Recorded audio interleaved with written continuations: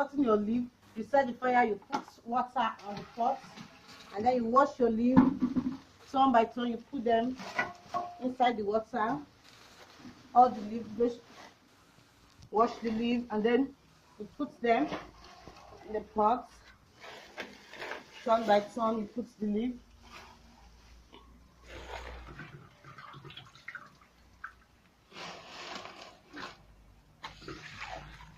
Make sure all the leaf is in the water. Enough water.